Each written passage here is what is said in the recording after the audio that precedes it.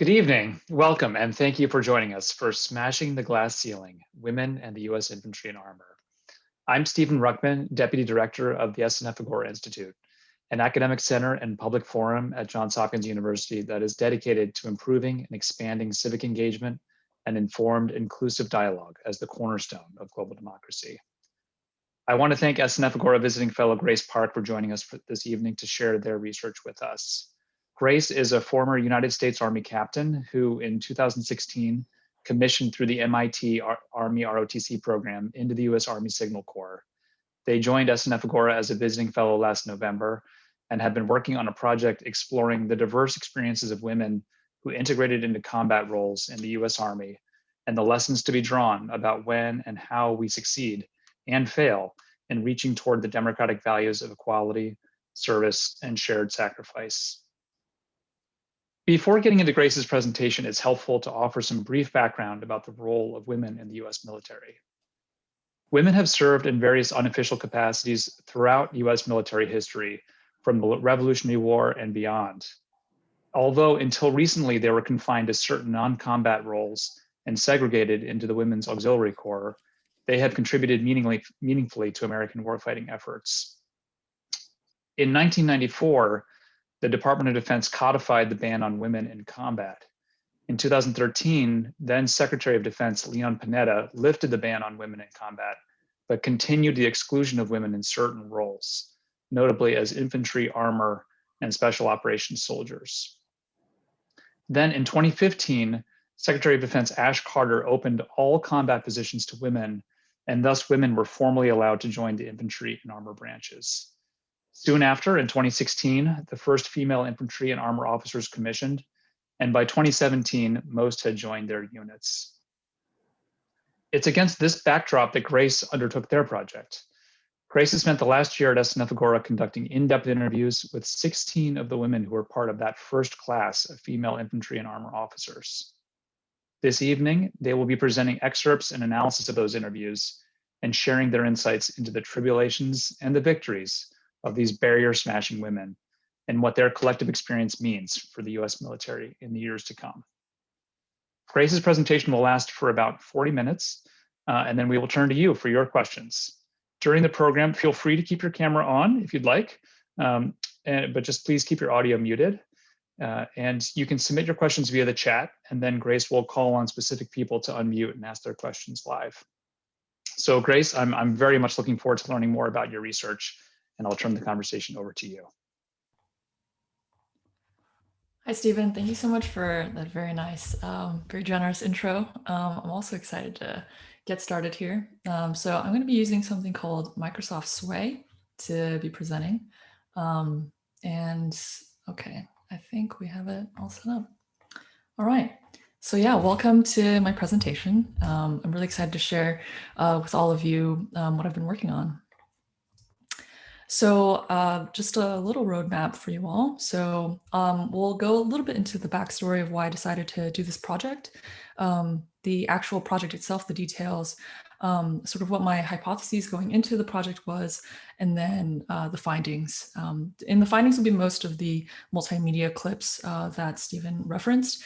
I definitely wanted most of this presentation to be the infantry and armor officers speaking on behalf of their own stories. And then we'll briefly discuss what I think is left for women in combat arms and sort of how far we have to go. And then, of course, I'll do some acknowledgements at the end.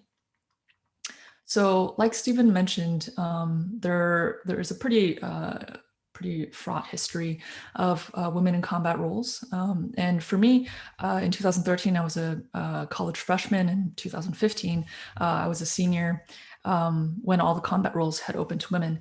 But I always thought of myself as sort of a bystander to women in the combat arms because I had not planned to join the combat arms myself. It wasn't until I joined the 101st as a signal officer, and I was put into an infantry unit that was integrating women for the first time. And so I, again, still felt somewhat like a bystander while also experiencing sort of a taste of what it was like to integrate into an all-male unit for the first time. So when I got out of the military and I had the opportunity to do this fellowship, I definitely wanted to explore the specific stories of people who experienced similar to what I experienced. And I wanted to know, what their experiences were like and how we could make those that integration just an easier process for everyone involved. So going into the project itself, I interviewed 16 infantry and armor officers. I interviewed 9 armor officers and 7 infantry officers across a variety of units. You'll sort of hear from the participants themselves that they were sort of confined to only going to a certain number of units. And these are some of the ones that were represented in the study.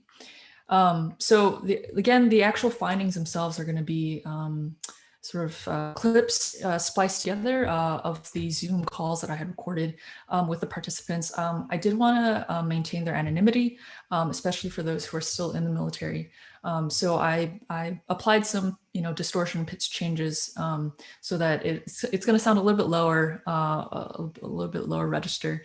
But I wanted them to be the ones to sort of tell their story. So again, a little bit more background on integration itself. The Army used something called the Leaders First Initiative, and it was a policy decision basically that the Army would train female infantry and armor officers and leaders first, and they would send those leaders to these units, and those units that already had female infantry and armor officers, they would be the only ones to sort of accept infantry and armor soldiers.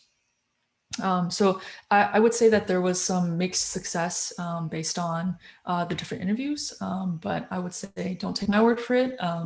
We'll just get started with the first clip. The problem with Leaders First was that everyone kind of interpreted it in their own way. Yeah. So no one really knew like what the rules were. So they sent the first NCO to this platoon because the understanding was that you had to have 2 female combat arms leaders before you could get any Joes. So Turn's platoon became basically, the chick platoon. So she and this NCO were the only platoon that had 2, female leaders in it. So they were the only one that could accept like the female Joes at first. And then obviously that became an issue. The intent of Leaders First is great. I understand it, but there's too many drawbacks to validate like the policy itself. It created this mentality that like the men weren't like able to lead women, like weren't equipped to lead women, and then B, it created this like chick platoon mentality. You know what I mean? Yeah.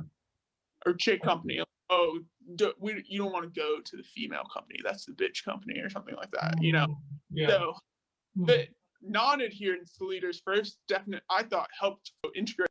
I would get rid of so I understand why they did the leader first concept and why they kind of wanted battle buddies for leaders. But I would get rid of that requirement to have 2 female leaders of above a certain rank who are combat arms in position in the same company. I think that led to a ton of animosity. And I had to be in my company because of what Soldier 2020, Leaders First, whatever.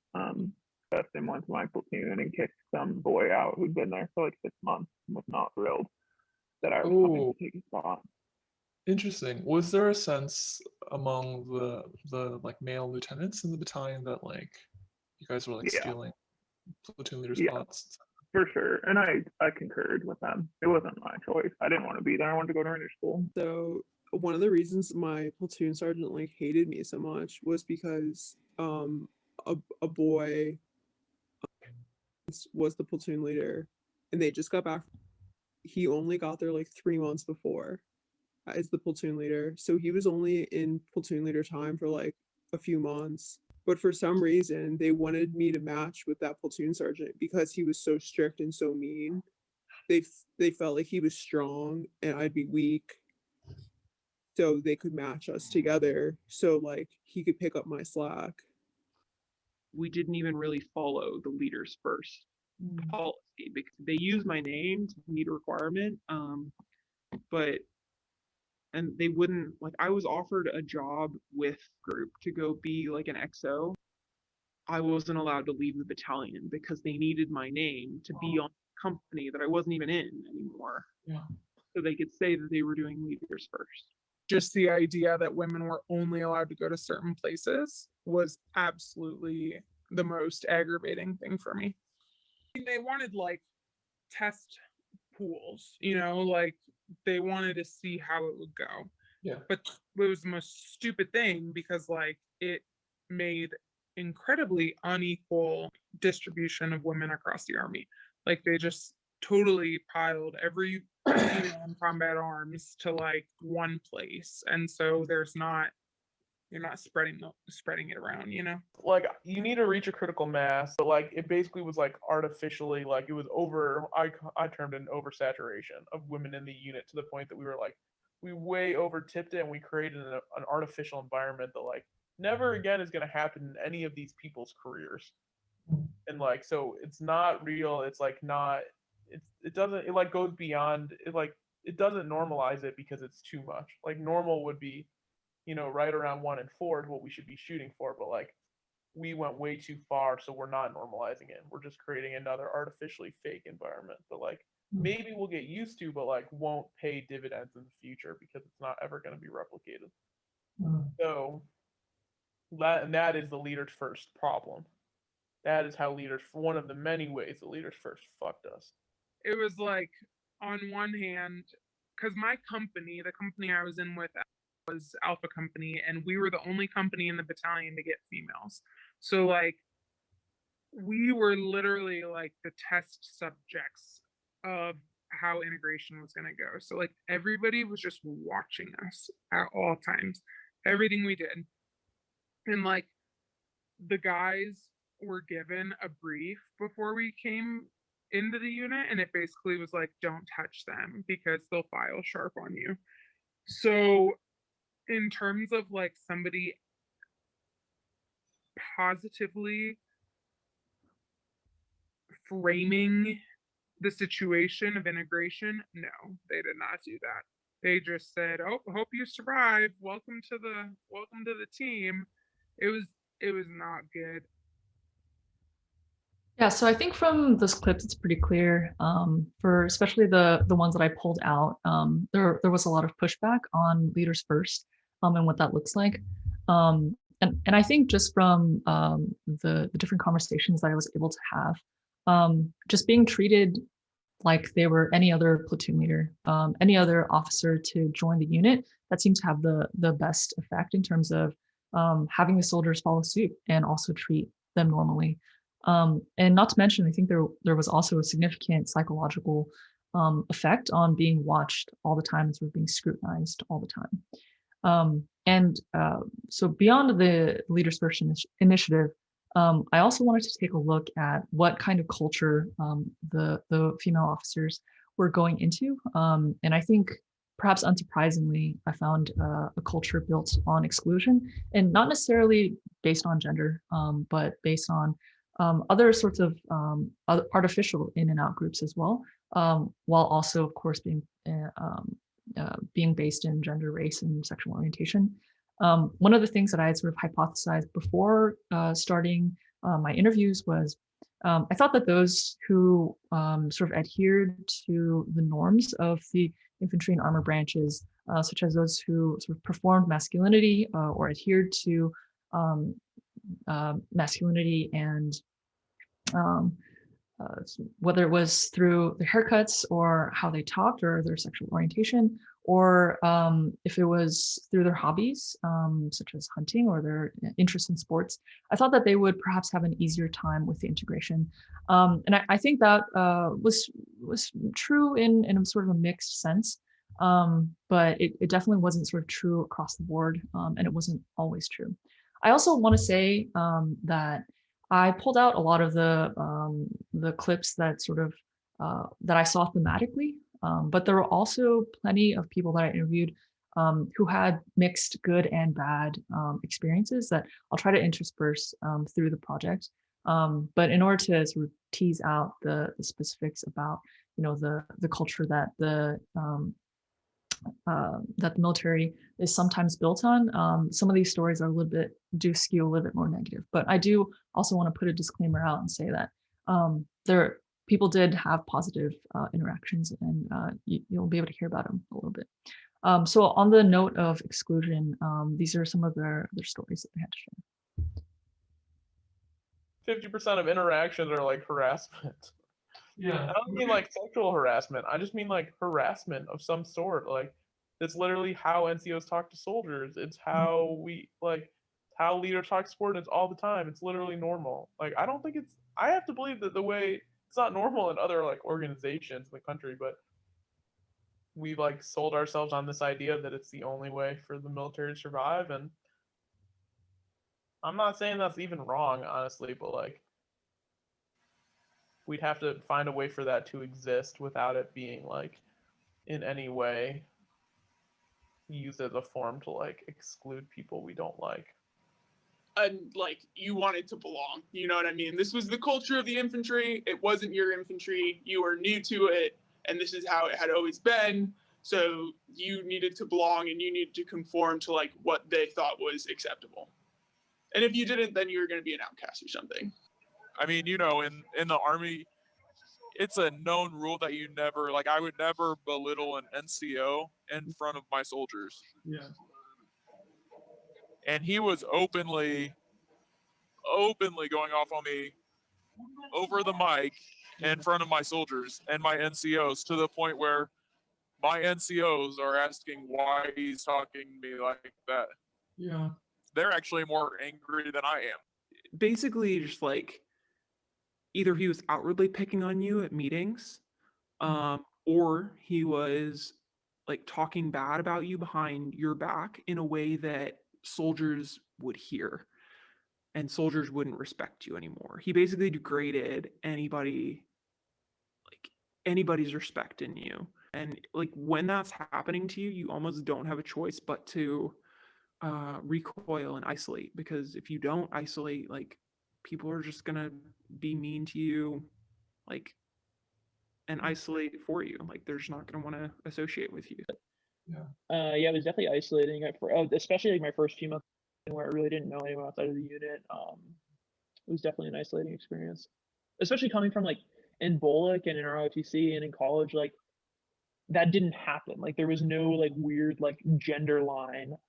And I once like I asked like one of my fellow PLs about it. I was like, well, why don't we ever like hang out after work? And he's like, oh, like my wife doesn't let me have like female friends. And like I didn't know that was a thing. Yeah. But like totally a thing, like in these guys' heads.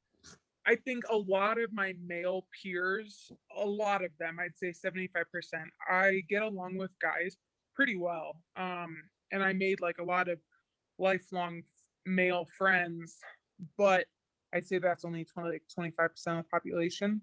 The other 75 were just like so honed in on making sure that the women never came close to them.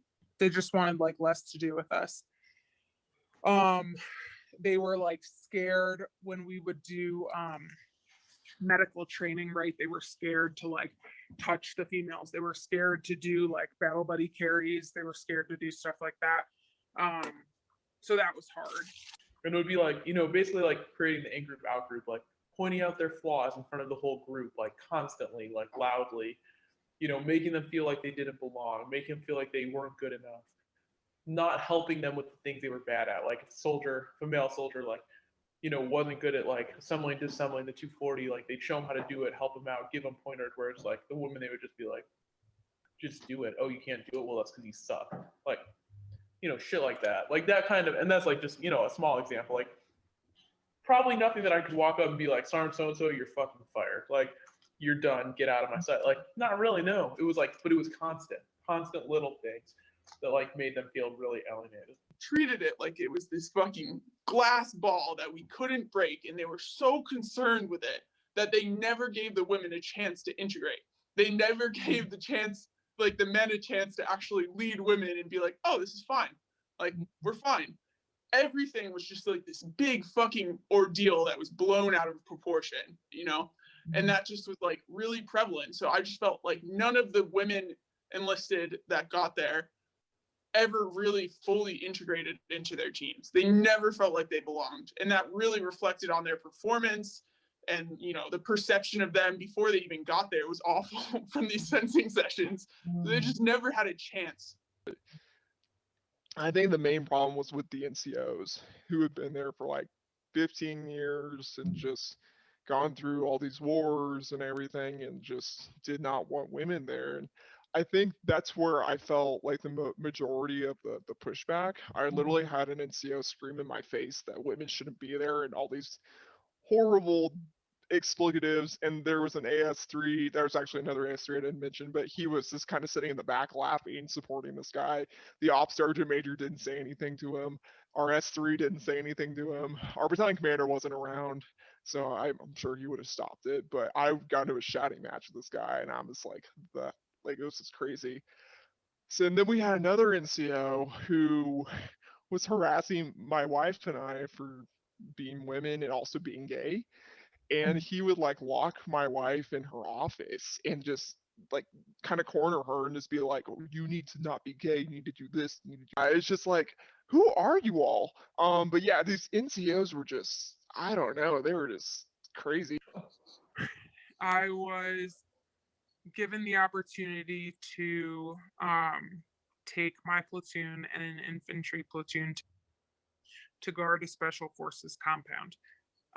People were very jealous that I was getting a combat deployment and taking my soldiers and an infantry platoon into a combat deployment. So I had a lot of people say a lot of really bad things about me. I saw a lot of gruesome stuff over there. Not to mention, I was the first like woman to ever work with the special forces guys. So like they did not welcome me at all. They did not want me there because they saw me as like an object, and they saw me as somebody who would create like issues in terms of like sharp, But and then with my scout platoon, we went to do like a security mission, which was cool. But again, like I lived in a separate quarters, so like completely unnecessary. But I was like separate from my platoon, which I hated. And again, it just kind of like it led to like the feeling that I was getting separate treatment, and then I didn't get the kind of experience of just like living with my soldiers that my male peers did. They had one barracks for Alpha, Bravo, Charlie, the line companies, and then they had a different barracks for HHC and the FSC. So obviously like a lot more females because that's where like your S1 clerks and your maintenance workers, that's where I lived. That's where they put all the other females. So if you're a female in BCO, you're put in this barracks. Which I had a lot of issues with, but obviously like I'm not going to change the battalion policy, especially if there weren't any males really fighting for it. So as you heard, there were many instances, both formally and informally, in ways that the women who integrated, including the officers and the soldiers, were sort of separated and excluded from building sort of good relationships with their fellow soldiers. And I think that led to just and I think that's based on the culture of the infantry and the armor branches. That's sort of based on in and out groups and sort of conforming to sort of what the in-group does. And I think the main issues of that culture is when the in and out groups are based on things that people cannot change about themselves. I think it's also not surprising, like the next thing I'm going to go into is based around sexual harassment. There's also, I think, a big portion of how someone is treated in terms of being sexually harassed has a lot to do with a person's gender performance. And I think it also goes into how a person shouldn't have to perform their gender in any type of way in order to not be sexually harassed. But the reality of the matter is that that's not true. And the Army did, I'm sure you've heard of sexual harassment, sexual assault being a major problem in the military in the past. And the military has taken steps to address this. They've created the SHARP program, which stands for Sexual Harassment and Rape Prevention. And I think you've heard from some of the previous videos already that people sort of use it in a derogatory way sometimes. And it's a system that is in place, but doesn't always work. And I think, again, the subject themselves are better equipped to sort of tell that story. Sort of going into it, that's sort of the backdrop that I want to share with you all before we head into this clip. Don't forget, I was also bald for a long time, and I do believe half the battalion did think I was gay. They might still, so. I swear to God, like, in a way, it helps to not, like, not saying I'm ugly, but, like, I think it'd be hard if you were, like, honestly hot. You just get, like, sexualized so much more, and I think it almost was good that I was, like, bald and kind of, like, I mean, I got called sir quite a bit, so. I think that kind of helped. Because I think in this case, because they treated me like I was like a bro, like they treated me like a regular guy, and I didn't get offended or anything by like some of the comments. I don't know. It helps that like I'm not really that pretty. I feel like a real feminine girl would have had a tough time. I think she would have had a tough time just based on the way that she looked. Also not ugly, cause like if I was like an ugly chick, again, rough time. Cause men just like feel a certain amount of way. I feel like they feel a certain type of way about like pretty feminine girl and ugly chicks. And if you're gonna succeed, it's easier if you're neither one of those things. You know, even with the stuff with my first sergeant, when my first sergeant was being really, like he said some really creepy and like borderline sexual harassment type things. Like I remember just feeling very alone because it felt wrong to me, but I didn't have anybody I could go and talk to about it. Like, and this part of this was at JRTC. Like at JRTC, my company commander was like had said something about my body and like how I was gonna get him in trouble because you know he'd seen how attractive I was, and like you know a lot of this I'd put out of my mind, but I used to journal like on my phone, and that was one of the things that like my last entry as a platoon leader is me in the woods. I remember typing it out on my phone. It's like me in the woods feeling alone because I had just had this exchange with my first sergeant and I wanted to go to someone and tell them that I was uncomfortable, but who do I go to? My company commander is not an option. So then when they fired me, it was almost like, well, at least I'm out of that situation, you know? It's like, and that was my last entry ever as a platoon leader. Like, it just kind of summed up the whole experience. Like, wow, okay. My Bolic first sergeant was like drunk off his butt at a bar, and I was a designated driver for like 5 of my guy friends. And we were sitting at a table, and at the time I was dating somebody, and he came over and he was like, hey, I read your pass. I know you're going on like a 4-day with your boyfriend. So he's acknowledging that I'm his student, right? And he's like, but if you didn't have a boyfriend, I'd try to take you home and blank you. And the worst part, oh, I know. The worst part is that the whole table of guys that I was with who were my friends just like put their head down. Like they were like shocked, but they didn't say anything. And then on that Monday, I told the commander, who was his boy, like they were best friends, but I was like, the commander needs to know that he thinks that this behavior is appropriate and it's not. And the commander was like, oh, the first sergeant was just joking. Clearly, you can't take a joke. You don't want to be one of those girls who files a sharp complaint. I was like, okay, so that's how it's gonna be. So I left Fort Benning. I left Tradoc with an incredibly bitter taste in my mouth. Like I wanted to get out as soon as possible. Like I didn't want anything to do with the combat arms branch. Like I was just like jaded. You know what I mean?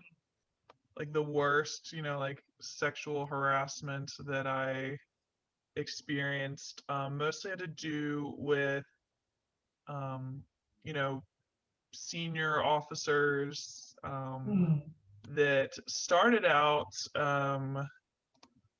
saying that they wanted to mentor me, and then basically just use that as an excuse to, try to get close to me and hit on me.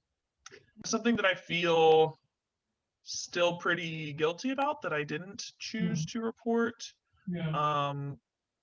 And I wish that I had, I guess, the confidence to report it, but did not really want to deal, if I'm being honest, I was not willing to deal with the backlash associated with that. So I wish that I had been a little bit stronger and report it, but I did not.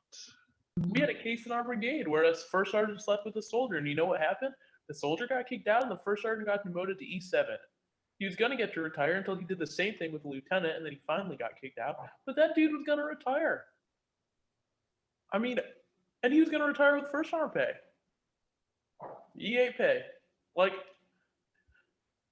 the soldier got kicked out. I mean, so I can't sit there and be like, no, you're wrong. They'll protect you. I'm not going to say that because it's not true. But offer her immunity. This is insanity. She's a fucking victim. How do you not recognize that? An E3 to a fucking E7, her platoon sergeant? You don't think there's any power dynamics at play there? That's crazy. It was just not a good culture, and because it's Europe, people can still drink. And we lived in 100-person tents, so my whole company. So it was just not a great environment to be a woman. I mean, it's a lot of sexual harassment. It's bad. When people drink their worst colors now, that's when you know who someone really is, and if you can really trust them. And I realized I couldn't really trust anyone. I just wanted to leave. I hated it so much. And I didn't have any women friends in my battalion until a few months in, when luckily my best friend got transferred to my battalion. But it was just so lonely, and I had guy friends, but it just gets just wasn't for me. It's I could never do this again. I could never be isolated for 9 months with 100 men ever again. I'm in the middle of a combat zone, and I'm more nervous about the people around me and what they would potentially do if I was isolated or alone somewhere than I am about somebody infiltrating this combat. Yeah, so I think those are pretty harrowing stories that you all heard just now, of the sort of the levels of harassment that people experienced. Again, there was still a variation. There were some people who said that they didn't experience any sexual harassment at all, but there were others who were deployed in extremely unsafe environments. And I think that's part of the anxiety of being an infantry or armor officer or female officer trying to integrate into those types of units, where it's sort of a luck of the draw of what kind of person you meet, or what kind of unit that you meet. So I think there's a very clear need for just a culture shift in general to change the culture of the entire branch.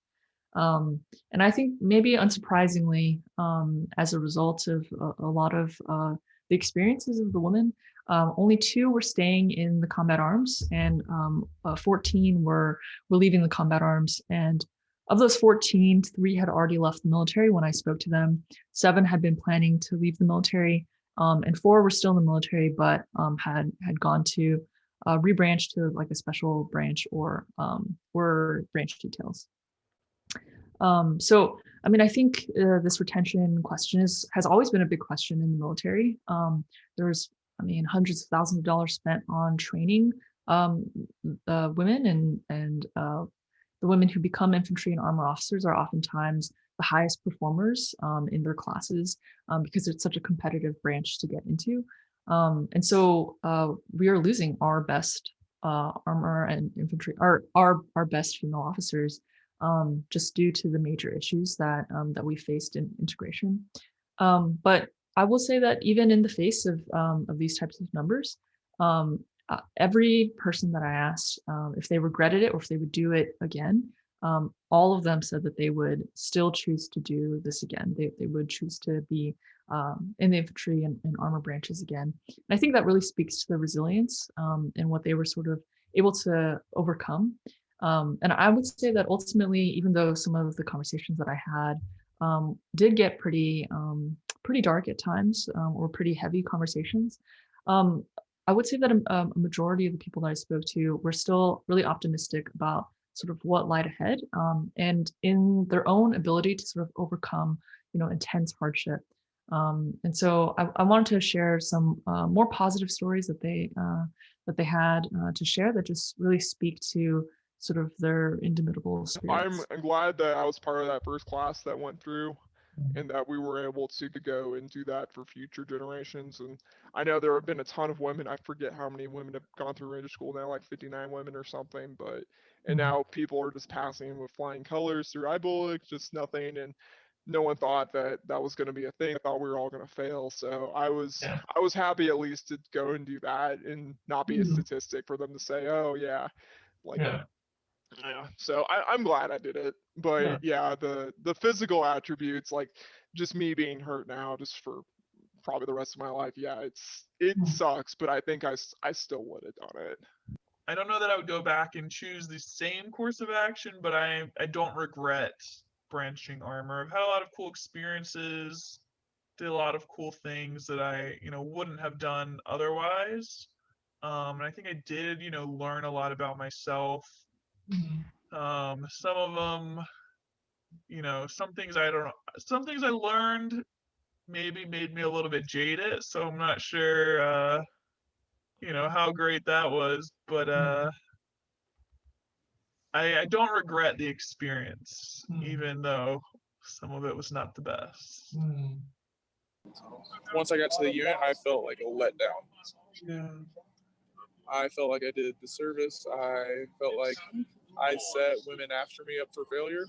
Whereas once I went to the border, like I gained the trust of these soldiers. Like I earned their respect, and they were able to share that with the others in the battalion. Like that was okay for me to leave with. Like I feel like the lieutenants coming in after me, that they're going to be accepted more than I, definitely more than I was. And I think moving battalions and then feeling like I had a purpose, I was doing so well at it and like getting all these accolades, like I really think that I'm so glad that that happened, and I'm so glad that I could like rise above those challenges. The mental toughness of going through combat arms and like, because it is just like a challenging BOLIC and whatever overall, right? Like the extra added crap, I mean, I don't wish that would happen, but in order to learn the stuff that I have, I had to go through it. And I would have rather it been me going through it in one of the first waves of women so that I can now have influence to make sure that that doesn't happen to women in the future. Yeah. So like, yeah, I would do it again, especially knowing that I'd be like where I am in this position that I am now. I think that if I had had a better relationship with my peers, I would want to stay in. Like, I think that like the thing that makes people want to stay in the army is like your relationships. Like, it's not the tactics, it's not the equipment, it's not the mission, it's the relationships. And I think I missed out a lot on that. I think because of my gender, a lot of it. I think if I had better relationships, I would probably want to stay in. With that said, like I loved being a platoon leader. I really did. I really enjoyed kind of like the very like tangible leadership and like I felt like I was making an impact and just kind of these like very like tangible goals that like we set and accomplished and like crushed. Like I loved that. I did really, really like that. And like the unit when I came in was like kind of toxic and like I think like as we progressed, like I like felt a culture shift and like it was awesome to be a part of that. And I loved that. I don't regret it, that's for sure. While like a lot of times I wake up in the morning, I'm like, why the fuck do I do this to myself? Overall, like I'm glad I experienced it, and I'm glad I know now, like, okay, this isn't something I want to do long term. My second platoon, like they were like literally my family. Like thinking about leaving them was like emotional. and having them come to me and tell me like you are the best PL I've ever had, or like you do so much for us, in itself was like, this is why I do the job, you know, like I like that I can like change these people's lives and make them a little bit easier. You know, I always tell them like, you know, I work for you guys at the end of the day, like you guys keep me employed. Like I would branch infantry again, yes. I would do the whole process over again, yes. I just couldn't imagine not being a combat arms officer. Like the most fun that I had, like I did plenty of dumb, horrible, awful, stupid shit in the Army, but I had so much fun on platoon live fires. Like I legitimately did. And I had so much fun at JRTC, just like doing whatever, like jump mastering and stuff like that. Like I can legitimately say that at points in the Army, I have felt like I have felt cool being an infantry officer, if that makes sense. Wow, I'm doing the thing and it's fun. But I do think it's important to recognize that like not everybody gets the shot that I did. Yeah. Like I said, you have to be great, you have to be exceptional, and you have to get lucky. Yeah, I wanted to sort of end on that quote because I think that sort of really sums up the main takeaway from interviewing these 16 women, that there were plenty of women who were exceptional, who got their Ranger tab, who you know were rest pointers, who did everything that they needed to do, were physically fit. From what I could tell, team players who just met you know leadership that weren't accepting, or leadership that wasn't that weren't supportive of them, and so they were set up to fail. And on the flip side, there were well, I will say I don't think I spoke to anyone who was like not extremely physically fit or extremely talented, to be honest. And I think part of that is the selection process for especially 2016, 2017, the people that I interviewed. Most of them were very high performers, and the ones that were able to succeed were the ones who were lucky enough to meet sort of the right leadership and the right people in those roles. So I think going into like what comes next, or what's sort of important, if we think about a military that is going to be more inclusive, or is just a better place for women, or any type of minority really in general. I think reaching a critical mass, like one of the participants said, is really important. There are plenty of branches in the military that have had women in them, and it's a perfectly normal thing, and it's a non-issue. And I think once the infantry and armor branches are able to produce enough of these soldiers and reach that critical mass, we'll be able to start seeing a shift in the culture. But I think the culture of exclusion goes beyond gender and race. And I think that's that sort of mindset of us versus them within the infantry and armor branches also needs to change.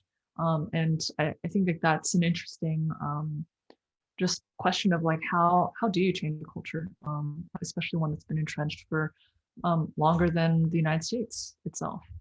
And another, so the third point that a lot of the women brought up, or especially the shorter women or the women with smaller builds, they don't have combat equipment that fit them. They don't have the summer uniforms that the military came out with. They didn't make female sizes at first. And it was sort of an afterthought that maybe women would also need those uniforms, or plate carriers aren't made for women's builds. So especially as warfighting continues to sort of evolve and change, we really need to think critically about what that looks like, what it looks like for women to be on the battlefield as we know it. And I think the last thing is there needs to be a lot of healing. A lot of the women that I spoke to talked about, the psychological toll that it had on them, the anxiety and depression, sort of the lack of trust that they have in others, just because of, the seriousness of what they experienced. And I think supporting our veterans, and especially with mental health resources, is just extremely vital in terms of supporting women who broke the glass ceiling. So yeah, that concludes my presentation, or the sort of prepared part of my presentation.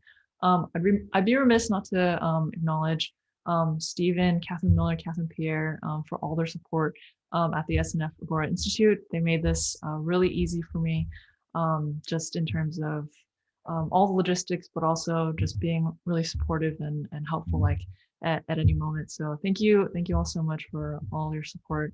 You guys are running such an amazing culture of inclusion at the Agora Institute. So I was so lucky to be part of it. And of course, thank you to Hari Han, my mentor, for bringing me on to allow me to do this project. And then the P3 Lab 2, I wanted to thank Jane, Liz, and Lillian, who really helped me in terms of like shaping my role in the lab, but also helping me with like transcriptions and other sort of the digital part of putting this project together. And then of course my friends and family who are here, my parents for housing me as I do this fellowship, working from home. And then finally the participants. They were so generous with their time. I conducted about 2 to 3 hours of interviews with them each. And just, I just appreciate, the candid way that they told their stories and just trusting me with their stories. I really think like they have been through so much. And I was able to interview some 2018 folks as well, and I've spoken to 2019 infantry officers that are just coming in, and already their stories are markedly different from their stories of normalizing and sort of paving the way, and of course, all the people who paved the way even before our participants, before 2016, like Stephen talked about.